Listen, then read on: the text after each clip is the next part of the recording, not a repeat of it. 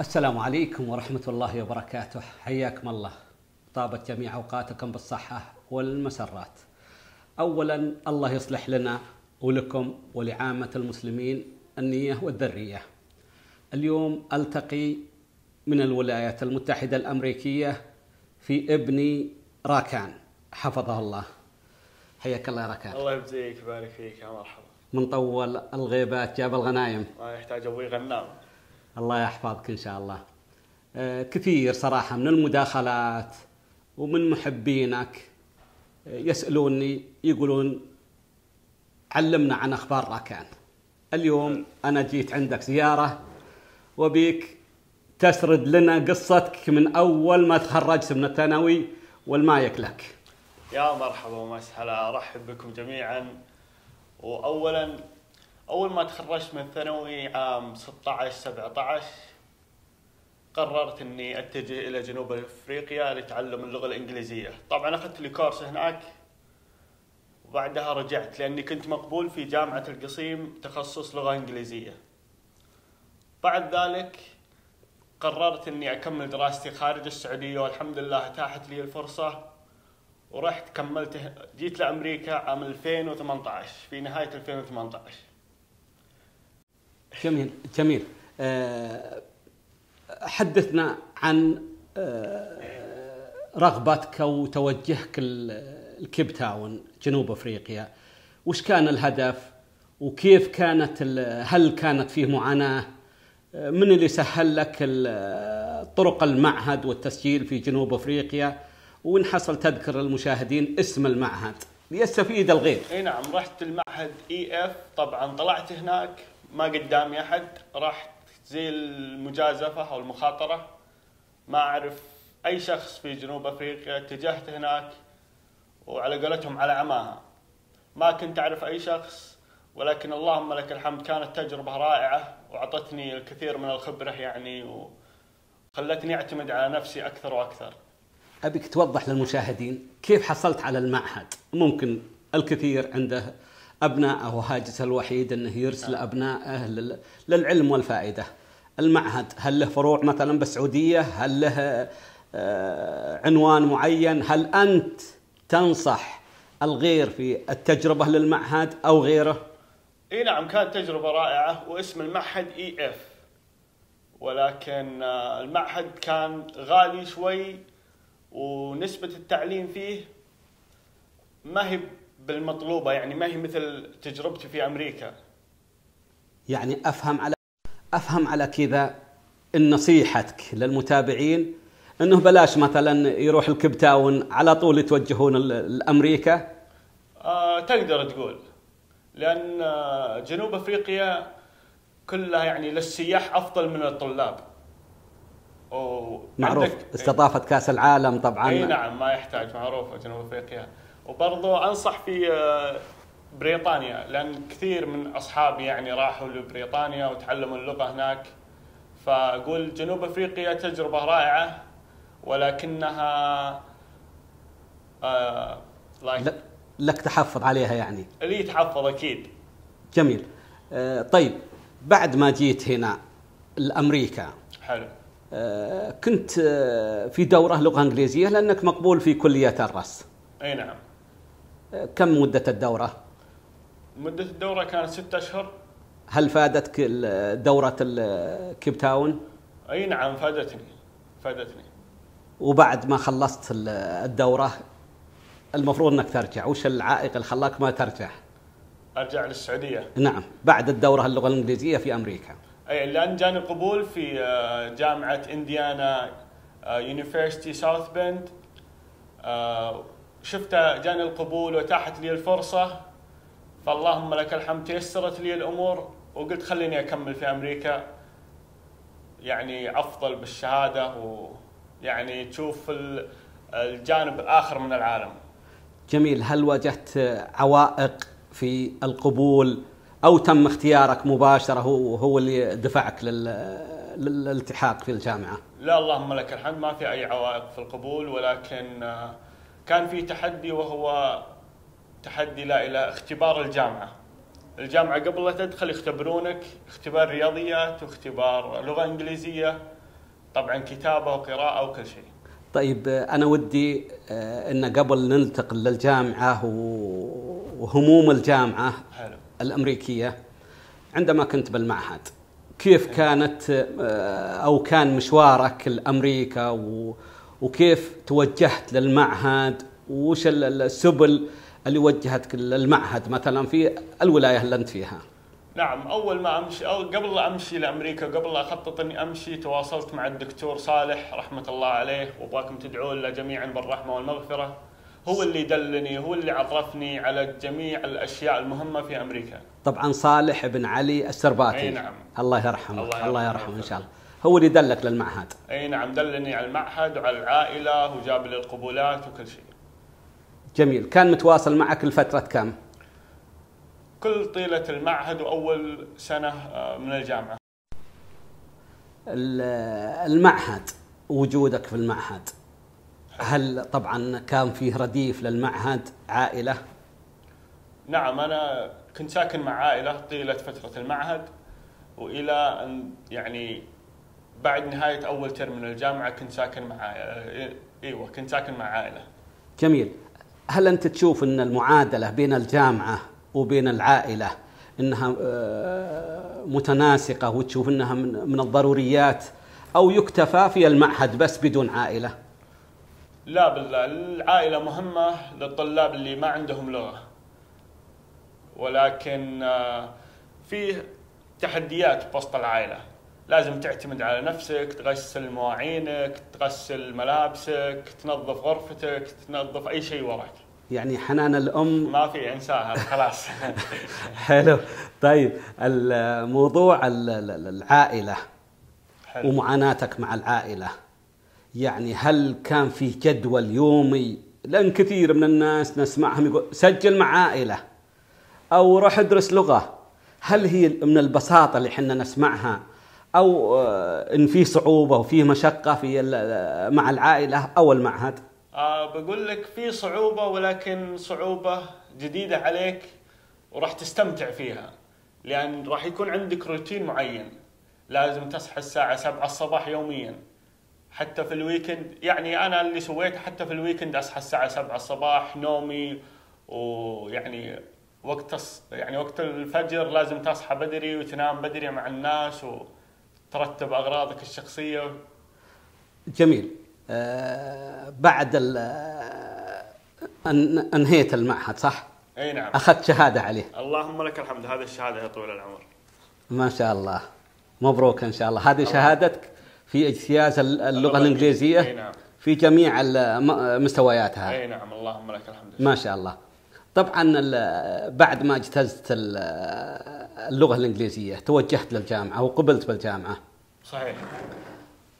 نبي وضعك مع الجامعة واستمراريتك مع الجامعة، وهل كان في عوائق؟ طبعا أول ما دخلت الجامعة ما كنت أدري أو ما كنت أعرف إيش التخصص اللي كنت ناوي أدخله. جميل.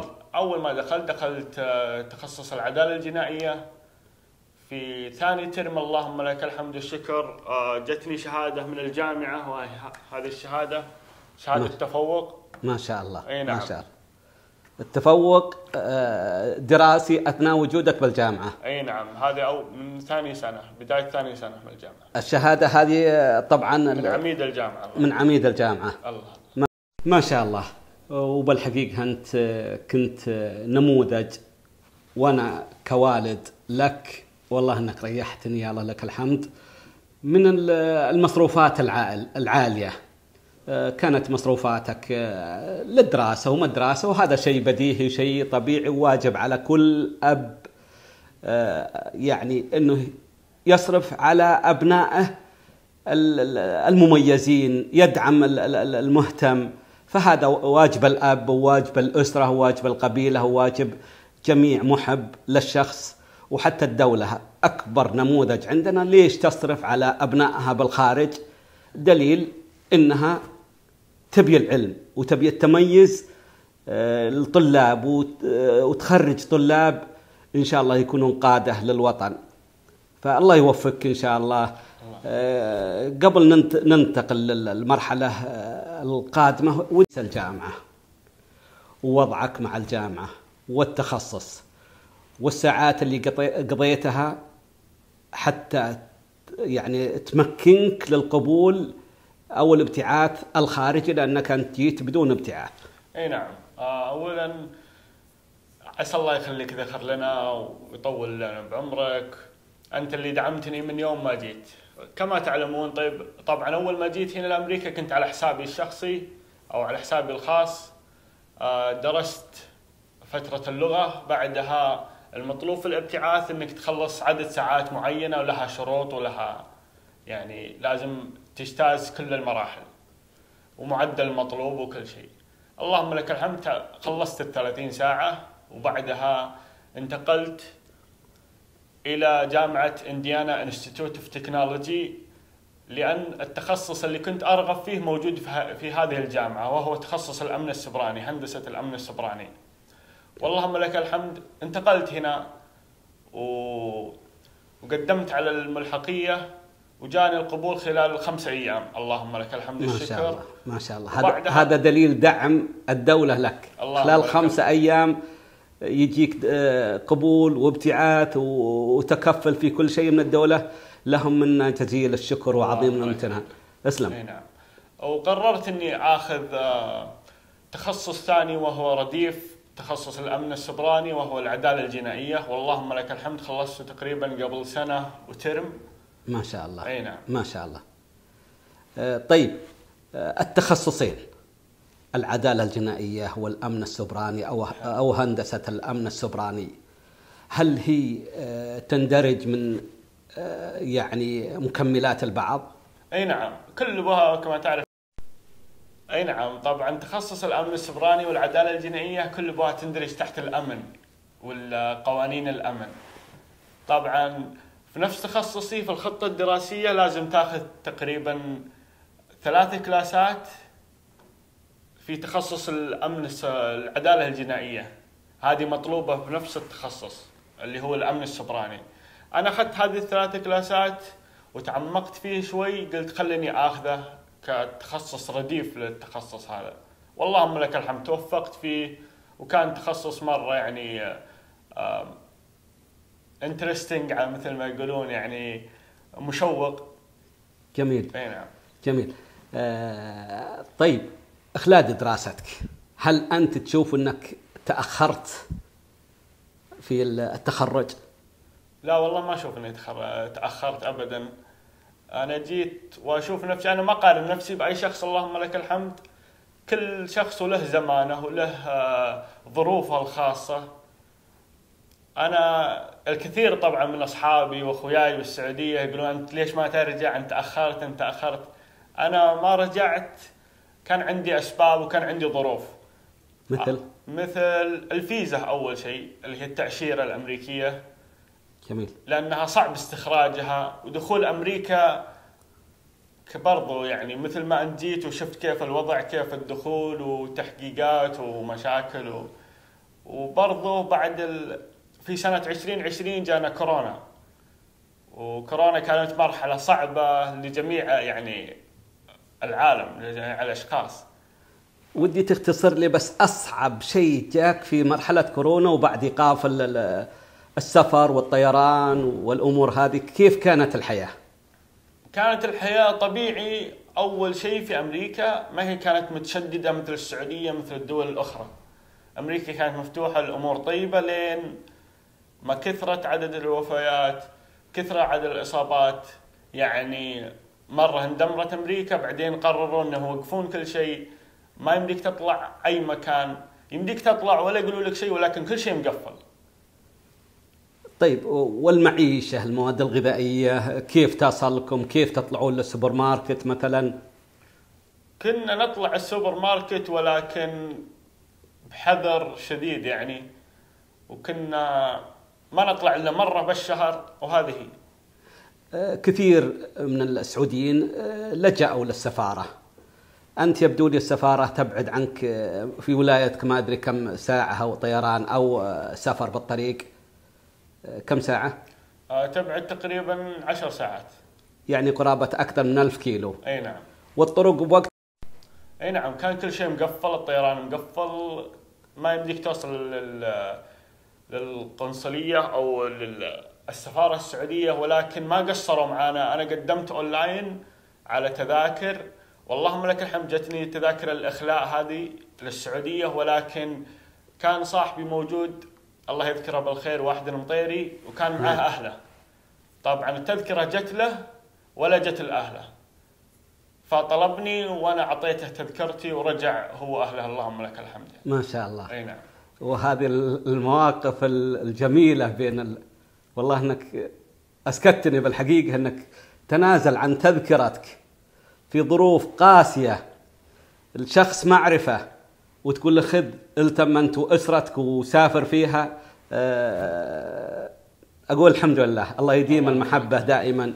لو انتقلنا من ظروف كورونا، حلو، ظروفك أنت الشخصية، يبدو لي أنك أنت عندك وظيفة. أي نعم. وظيفة بالإضافة إلى دراستك، وش كان وضعك يعني؟ في آخر سنة من الجامعة جاني عرض وظيفي وتوظفت على نفس التخصص بنفس الجامعة طبعا، اللهم لك الحمد. ما شاء الله. اي نعم. واكملت الدراسة واكمل اروح اداوم في العمل، وطبيعي يعني مسائي العمل والدراسة صباحي، اللهم لك الحمد. يعني هذا المجال الوظيفي يخدم مسيرتك الدراسية يعني كخبرة اي نعم، اللهم لك الحمد، يخدمني وفادني بالكثير يعني. جميل. طيب المشاق بالجامعة، رسوم الجامعة قبل تنضم للبعثة، هل أنت تشوفها أنها سهلة لأي أب يرسل ولده، أو أنها صعبة عليه إذا كان ما هو مبتعث؟ والله أنا أشوف أنها صعبة، ولكن على حسب الشخص. يعني في بعض الأشخاص يعرفون مداخلهم من مخارج الجامعة، يفهمون بسرعة، يتعلمون بسرعة، فهذا الشيء راح يفيد الطلاب يعني. أنا شخصيا عندي أخوك رواف، حلو، يدرس في جامعة أهلية بالسعودية، ورسومها تقريبا نفس الرسوم اللي هنا، نفس رسوم أمريكا تقريبا. حلو. وبالعكس ممكن يجيني واحد يقول لي والله لا، عند أهلها أفضل. أنا يوميا مثلا رواف خليني أقول يصرف 100 ريال مشاويره غير رسوم الجامعة. إذا حسبتها 100 ريال بالشهر 30 يوم ب3000، إذا حسبتها بالسنة تطلع 36,000. هذه مصاريف دراسية. فأقول لك إن المصاريف الجامعية حلو، وبالذات الأهلية، لأنه القبول بالجامعات مثلا خلينا نقول شوي فيه من الصعوبة، وإذا كان الشاب جاد في دراسته بيكون يعني عليه مشقة، لا شك أنه أهلي. فالمصاريف اللي هي الجامعية، الرسوم الدراسية بالإضافة إلى مصروفاتها اليومية، لو تعادلها مع بعض، هل أنت تنصح أن الطالب يستمر بالسعودية وعند أهله مع مصاريفه، أو يسافر خارج السعودية؟ والله أقول السعودية اللهم لك الحمد يعني تطورت بشكل كبير، والتعليم صار مرة يعني تقريبا معادل لأمريكا بشيء ما، ولكن أمريكا تجربتها غير. أول شيء راح تواجه كل يوم، راح تواجه شخص جديد من ثقافة مختلفة، تتعلم لغات جديدة. عندك مثلا غير اللغة الإنجليزية ثاني لغة معتمدة في أمريكا اللي هي اللغة الإسبانية، ولكن ممكن يعني راح تجي له فرص أكثر هنا في أمريكا، راح يواجه أشخاص جدد كل يوم، راح يتعلم أشياء جديدة كل يوم. أنا صار لي الآن تقريبا من 2018 وأنا هنا في أمريكا، إلى يومك هذا كل يوم أتعلم شيء جديد. جميل. للحديث بقية، ولكن سؤال قبل الختام، والسؤال هذا من المتابعين. راكان، متى التخرج؟ هذا السؤال راح نجاوب عليه في الفقرة الثانية إن شاء الله. لازلنا في حرق أعصاب. محيرهم أنا خلهم. طيب الله يوفقك إن شاء الله أنت وجميع الشباب، ويحفظك من كل سوء الله. ويحفظ الجميع. تحياتي وتقديري لكم جميعا.